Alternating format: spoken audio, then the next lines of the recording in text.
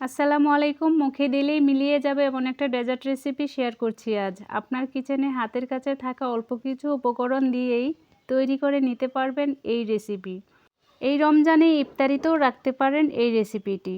চলুন দেখা যাক। প্রথমে আমি এখানে 2টি ডিমের কুসুম নিয়ে নিয়েছি আর নিয়ে নিব এখানে হাফ কাপ চিনি।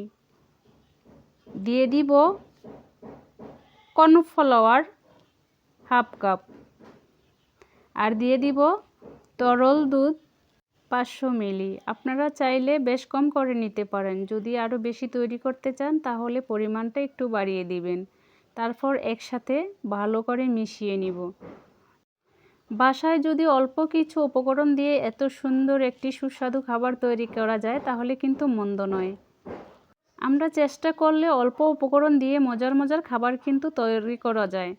চলুন দেখা যাক। এখন এটাকে একটি কড়াইতে দিয়ে গরম করে নিব।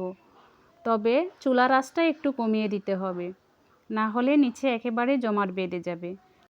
চুলায় দিয়ে নেড়ে চেড়ে নেব আর আস্তে আস্তে জমাট বেঁধে আসবে। তবে বেশি সময় লাগবে না, 3 থেকে 4 মিনিট জাল করার পরই ঘন হয়ে যাবে। অনেকটাই ঘন হয়ে গেছে আর যখনই একটু ঘন হয়ে আসবে উঠিয়ে নিতে হবে। বেশি ঘন হয়ে গেলে যে পাত্রে বসাবো এই পাত্রের আকৃতি ধারণ করবে না, তাই এখন আমি উঠিয়ে নিব।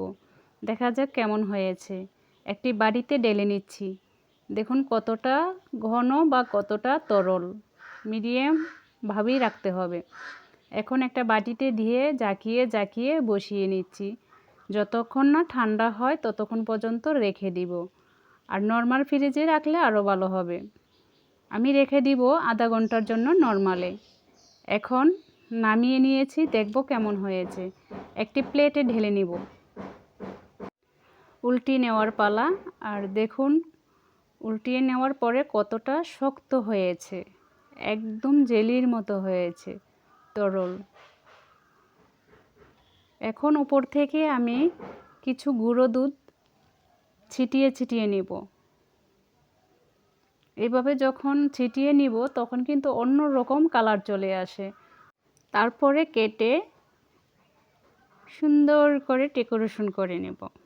দেখুন আমার এই রেসিপি কেমন হয়েছে। যদি ভালো হয়ে থাকে অবশ্যই জানাবেন আর নিজের বাসায় তৈরি করবেন। আর যদি ভালো না হয়ে থাকে তাও কমেন্ট করে জানাবেন।